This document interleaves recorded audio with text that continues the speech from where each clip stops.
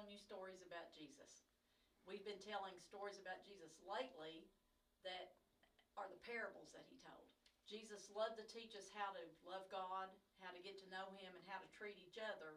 And he often used stories to do that, because if you can connect a story to something you're trying to learn, it's easier to remember. And Jesus knew that, and that's what parables do. If you were to ask boys and girls that go to Sunday school, or men and women that have studied the Bible, to name one of the parables of Jesus, they would probably name the one that we're doing today. That is the parable of the Good Samaritan. And there's a lot of things that we can learn from that, and we're going to go ahead and start that today. Before we start, there are a few things that I need to tell you about this parable. One of the things is that when Jesus told parables, he always told things that his audience, the people who were listening, would understand. It's just like if I were going to teach my class, I would tell things that I knew the kids would understand. So Jesus would do that with his audience. And he knew that there was a stretch of road between Jerusalem and Jericho that was very dangerous, and the people would have understood that. So when he told this story, they would have understood that, they would have known exactly where he was talking about. And he also told some things that they would understand that you and I don't understand because it was a different time. For instance, the story is about a Samaritan and about a Jewish person and about some other Jewish people that were leaders of the church. And the main character in it was a Jewish person who was traveling. And in order to understand that, the people back then knew that these Jewish leaders, they knew that the priest and the Levite that are in the story, that they were leaders in the church. And they knew that the Jews and the Samaritans hated each other. The Jews and the Samaritans used to be one nation. When they were in Egypt as slaves and Moses led them out of there, the Jews and the Samaritans were all together. They were the nation of Israel. And when King David and King Solomon were the kings, they were all together. And then what happened is they had a split, and they split into two nations, the northern kingdom and the southern kingdom, and a lot of different things happened between them over the years, and they just hated each other. By the time Jesus came along, they really hated each other. They would even cross the road so that they wouldn't even have to be near the person, and they would go out of their way to go around the country where the other group lived. And so in order to understand the story that we're going to read, you have to know that. So I'm going to go ahead and start now and read the story. And at the beginning of this, Jesus is talking to someone who was Jewish. And it says, on one occasion, an expert in the law stood up to test Jesus. Teacher, he asked, what must I do to inherit eternal life? What is written in the law? Jesus replied. How do you read it? And this person said, love the Lord your God with all your heart and with all your soul and with all your strength and with all your mind, and love your neighbor as yourself. And Jesus said, you have answered correctly. Do this and you will live. But he wanted to justify himself, so he asked Jesus, and who is my neighbor? So Jesus told the parable of the Good Samaritan. Jesus replied, a man was going down from Jericho when he fell into the hands of robbers. They stripped him of his clothes, beat him, and went away, leaving him half dead. A priest happened to be going down the same road, and when he saw the man, he passed by on the other side. So too, a Levite, when he came to the place and saw him, passed by on the other side. But a Samaritan, as he traveled, came where the man was, and when he saw him, he took pity on him. He went to him, bandaged his wounds, pouring on oil and wine. Then he put the man on his own donkey, took him to an inn, and took care of him. The next day he took out 2 silver coins and gave them to the innkeeper. Look after him, he said, and when I return, I will reimburse you for any extra expenses that you may have. Then Jesus said, which of these 3 do you think was a neighbor to the man who fell into the hands of robbers? The expert in the law replied, the one who had mercy on him. Jesus told him, go and do likewise. And that is the story. And so the man was traveling along on his donkey. It doesn't say he was on a donkey, but most pictures you see show him that way. But anyway, robbers attacked him and stripped him of his clothes and just shape. And he probably was needing somebody to help him, and he may have even been passed out. We're not real sure, but he looked like he was almost dead. So then a priest of the church came along and passed by on the other side, just totally ignored him, and went by, and he probably had a good reason for this, and we'll talk about that in a minute, but still, he didn't do anything to help the man. And then, right after that, a Levite who was a worker in the synagogue, they were set aside for God's purposes. He came along and just walked by way on the other side so he wouldn't even have to look at the man. And he didn't do anything to help. Well, then, the next person to come along was a Samaritan. Now remember, Jews and Samaritans really hated each other. But this Samaritan, instead of walking by on the other side like the priest and the Levite did, this man stopped and he helped him. He was a Samaritan, and he stopped and helped him. He probably would have had a pouch with him, and the Bible told us that he bandaged up the man's wounds. He didn't have regular bandages like we do. He probably would have had cloth. He probably would have had to tear that. He had wine, which today we would have had alcohol, probably, but he would have had some wine that he poured on it. And then it said also that he had oil. He probably would have had it in a container, and he put oil on it. Sometimes we put salve on things, like neosporin and polysporin, things like that we put on antibiotic creams. But they didn't know about that then. But they did have stuff that they had fixed. He probably would have had it in a little pouch like this, and he would have had to go to a lot of trouble to unpack his things to do this. But he took his time and he doctored up the man. Then he put him on his donkey, and he traveled. Oh, I've lost my money. Oh my goodness, there it is. There it is. So anyway, he went to the inn and he left him there, and he would have taken out his money. And it said, the Bible tells us that in the story that Jesus told, is that he took out 2 silver coins, and that probably would have been worth a lot. And he gave them to the innkeeper, and he said, take care of him for me. And when I come back to check on him, if he's bad, I will do some more for him. And then Jesus said, who was the one that was my neighbor? And he said, he said, go and do likewise. And I thought one thing that was interesting was that when Jesus asked him who was the neighbor, he couldn't even say Samaritan. He couldn't say the Samaritan. They hated each other that bad. He said the one that helped him. He couldn't even make himself say that because he still had hate in his heart, probably. I'm just assuming that. But anyway, there's some other things that you can learn from this lesson. And one of the things is that bad things happen to good people sometimes. We like to think that good things happen to good people and the bad things happen to bad people, but that's not always true. Sometimes bad things happen to good people, and it's just life. You live life and things happen to you. That doesn't mean you blame God and you get bitter toward people. You need to ask God to help you, and He will help you through the bad things. And if you love God, sometimes He can turn those bad things into good things. Like this bad thing, we don't know if it was a true story or not, but Jesus turned it into good to teach us that we need to love everyone. So He used that.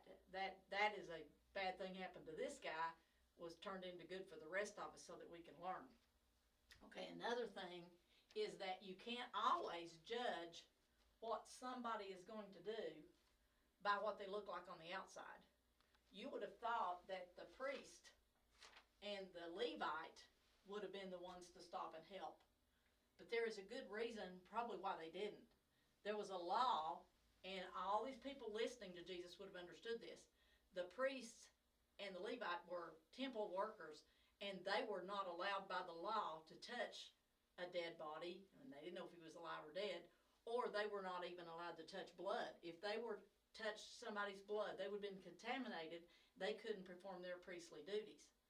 We don't know if they used that as an excuse or not in this story, but the people that were listening would have understood, well, they couldn't help him because they would have been contaminated.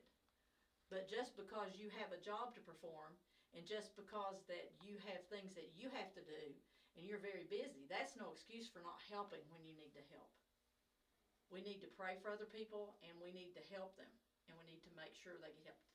In today's age, we can call other people to help. We can help in another way. I'll talk about that in just a minute. Another thing that good intentions are not good enough. You can have good intentions, and they're not good enough. You can't be too busy. You can't.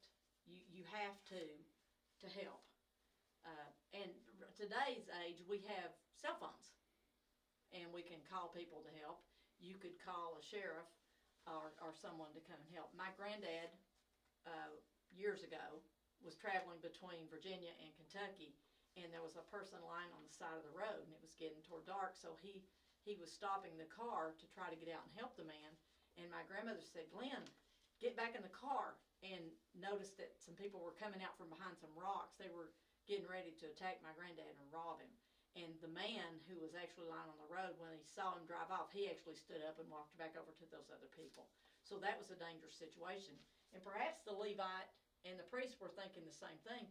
And the Samaritan, they took a chance. He took a chance because this man could have been pretending to be hurt, and he could have been staging it for other robbers to come. But he still helped him anyway. And what you have to do today, you can call someone else to help.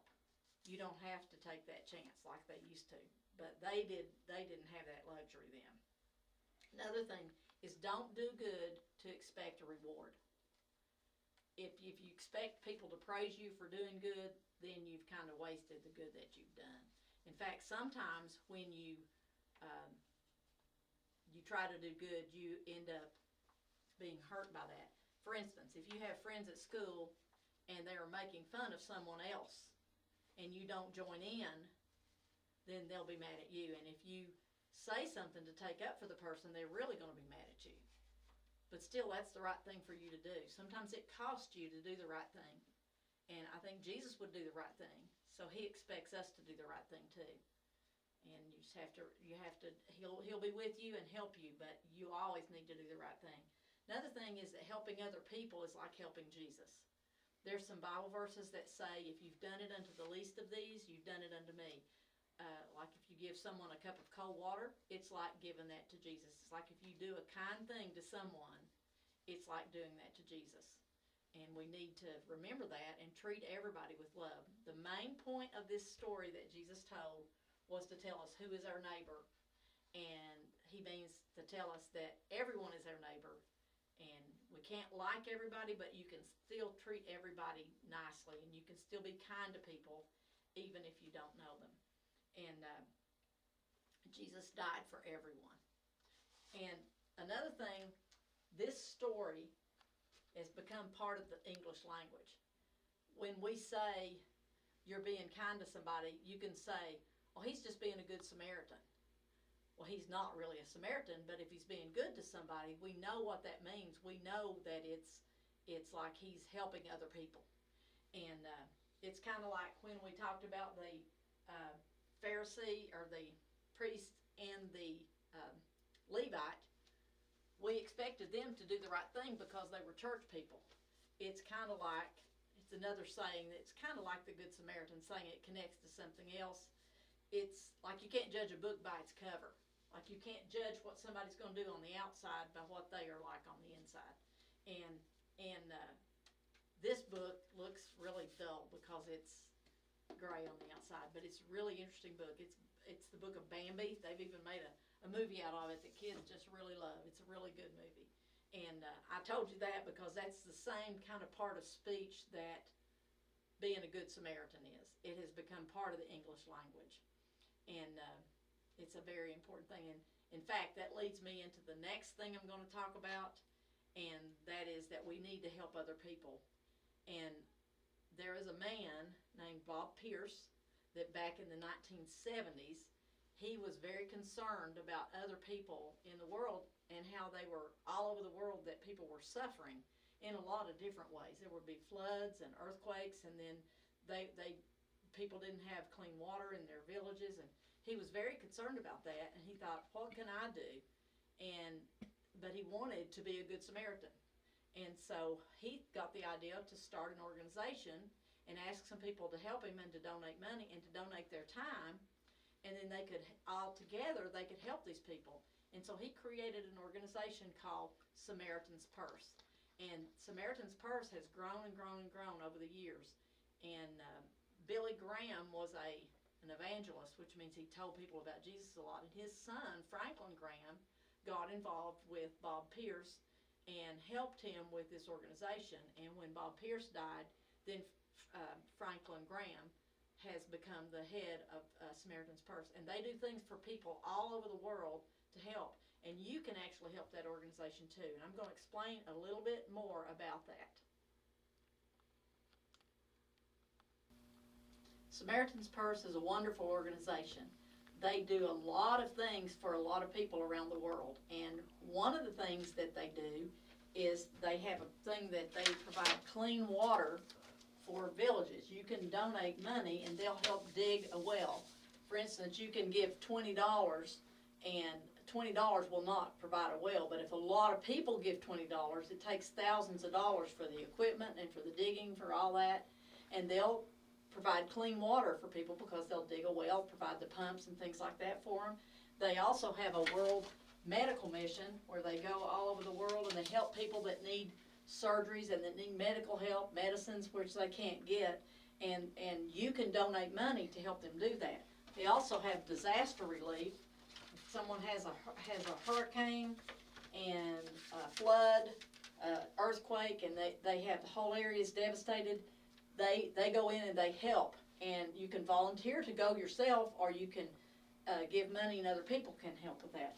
They also provide goats and chickens for people that need food and eggs to eat, and that is a neat thing that you can do. You can give a gift to help provide that. They also have a program called Heal Our Patriots, that soldiers that come home from war that have been very shell-shocked and devastated and are very sad, and their families have a hard time dealing with all of that. They will have retreats and they will help them to be able to do that. Then they have construction projects all over the place to help build when things are where they need shelters and buildings.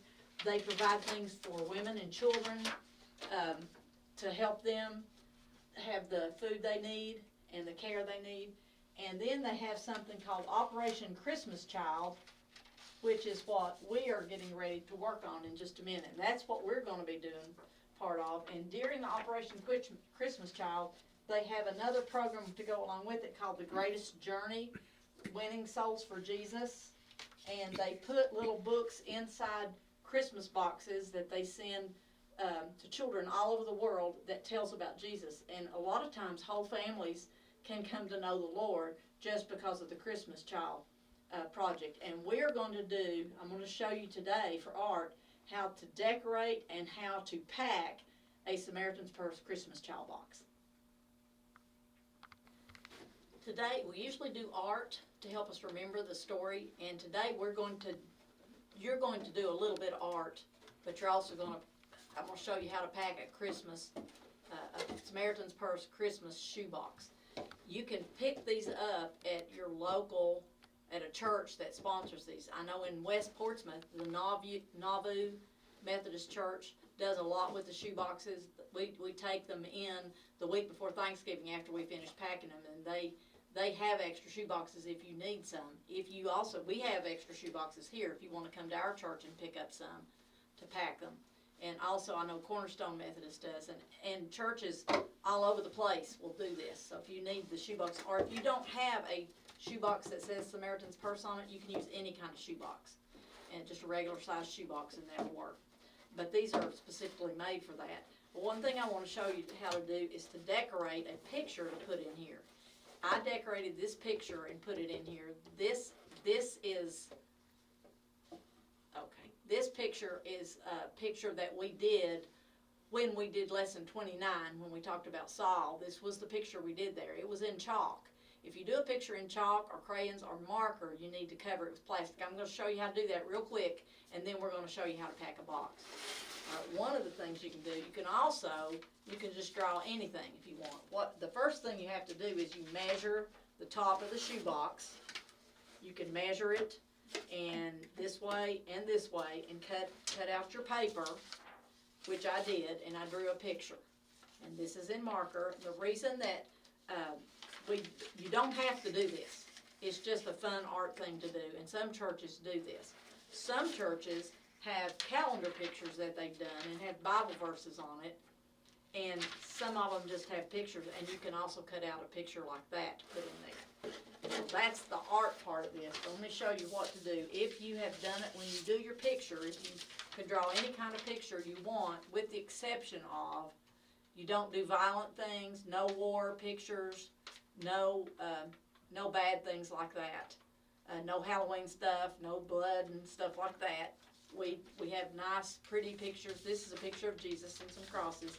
But if you're going to put that in the top of your shoebox and you've used crayons, markers, or chalk, you need to keep it from getting on the other stuff in your box. So that's why you have the laminating film that we did. You can just pull the back of that off, stick it on the front of your picture, smooth it out, and then cut the extra off. And that's what you do. And I'm going to let you draw your picture or cut a picture off of a calendar to put in there, if you want to do that. If you don't want to do that, you don't have to. It's just something that we did for extra. And this is the way you put them in the box. I'll use this one right here. This is a box that's already packed, and I'll show you how to put it in. You don't put the plastic on the back, because if you do, your glue won't stick. Now, Elmer's glue doesn't work really well. It pops off, and even craft glue. But if you use rubber cement on the corners just a little bit, that will stick better. And the people at the church at Nauvoo told me that if you would use rubber cement on the back of it, that it sticks much better. And remember, we put the plastic on the front to keep the markers from fading on the stuff that's in the box.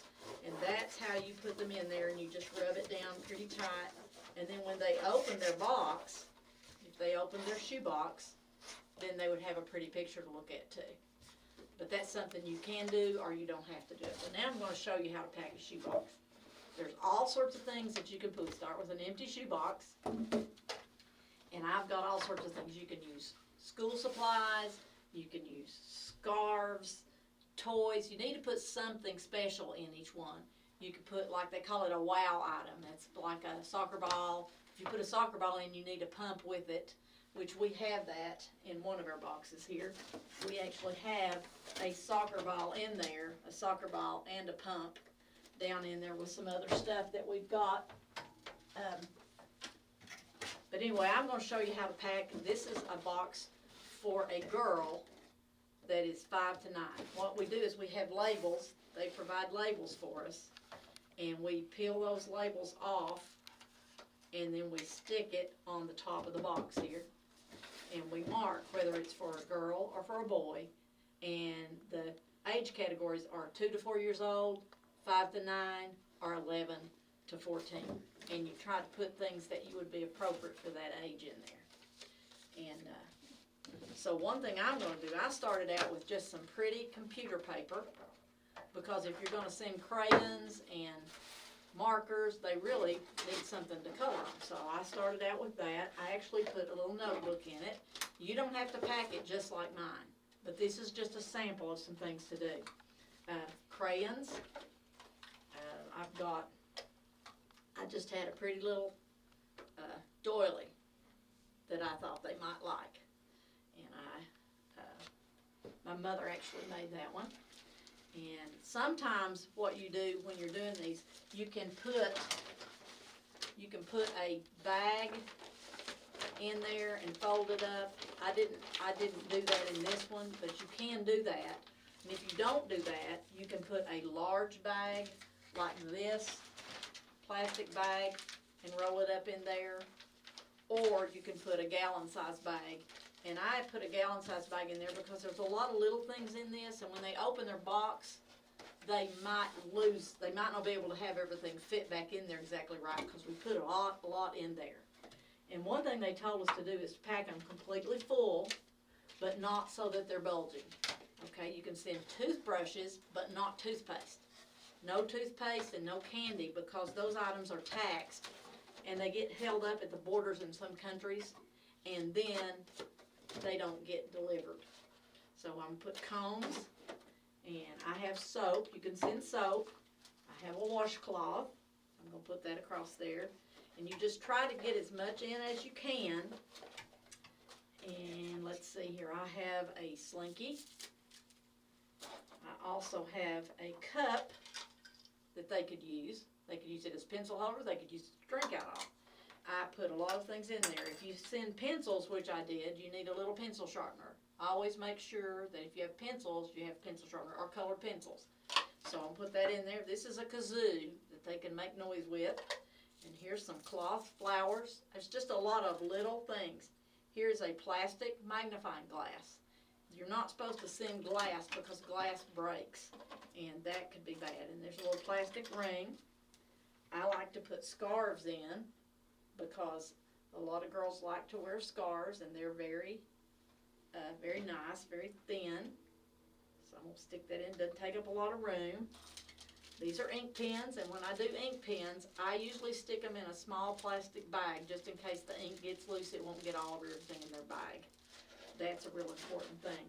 If you send flashlights or electronic games, make sure that you send extra batteries. What I like to do is I like to have the batteries already in it so that when you turn it on, it works. And I stick it in the bag, and then I stick the batteries, the extra batteries, so that if these batteries run out, they have extra batteries. But I always put those in there so that they'll know they go together. So if you know what the batteries are for, you can actually put those together. I'm going to get the air out of that so that it'll fit better. Okay, so there's that. This is for a little girl, ages 5 to 9, so I've got a couple of little necklaces, a little copper bracelet. This is a necklace. It's got a little ladybug on it. And I've got a little case here that's got a bracelet that's got ladybugs on it. The more you can get in here, the more fun it'll be for them when they open their box. Here's a little, since I did the ladybug thing, here's a little timer, egg timer, that is in the shape of a ladybug. I put another one of these in. I usually just put one of these in each box, but it doesn't matter. But this has a game in it. It's Bob Jacks, where you bounce the ball and you do the jacks. And I think I spilled that. I'll have to fix that later. There it is. And you just put that in a container so they won't lose that. And then I have a little compass to tell the directions. Here's the thing that I think they'd really like. It's a little stuffed animal. And it actually has a little outfit to go with it. So I'm going to put it right there so they can tell. And here's another little outfit that it will go, that they can change clothes on that. Here is another eraser. I also put in a flute. This is a wooden flute.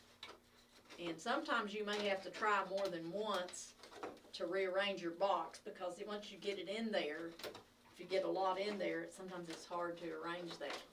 And I also have a little sewing kit in there. Another scarf. My theme in this box is kind of purple. There's a lot of things in here purple. I also added a picture of Jesus with some children, some stickers, and I put brochures from our church that are about our children's lessons. I've got those. If you would like a copy of one of those, you can pick one up here, or you can get them at the Visitor Center in Portsmouth. I've got the Christmas time one too. We have Christmas lessons online, and it just tells about those. So I put those in there in case they would like to find those. I also wrote a note, and the note says, "This box is a gift from Kevin and Ann from the Old Town Methodist Church in West Portsmouth, Ohio. We pray that God will always bless you. Have a wonderful day." It's always nice to have a personal note. Some people actually add pictures of their family and things. You don't have to do that. And when you close the box, make sure that it's not bulging. And what you do is you put, I mean, it's going to pop open. They want it as full as they can get it because, excuse me for getting up, move around, because if it's too full, they can't get the material they're putting in there. But the material they put in there is not very thick. It's probably not much thicker than this brochure. And they'll add extra material on it that tells about Jesus. And that's where the greatest journey and the winning souls for Jesus comes in. Well, that's a girl's box, and you can do the same thing with a boy's box. I like to put yo-yos and cars and things like that in them. And that's kind of the way that we do. And just remember that if you put, you can't put knives in. Scissors are okay, but not knives, and not war toys and things like that. If you'd like a list of the things that you can find, you can look them up at SamaritansPurse.org. And that they'll tell you how to pack a box. They'll tell you what to put in them. They'll tell you how to donate to buy the chickens and the goats and all this other stuff too. So I hope you've enjoyed this lesson, and I hope you remember that being a good Samaritan is a wonderful thing. And let's have our closing prayer. Thank you, Lord, for Samaritan's Purse. I ask you to bless their ministry all over the world. Help the children that receive the boxes, and help the people that are packing the boxes to remember that you love them, and teach us all about you. And thank you for everything you've done for us, Jesus. Amen.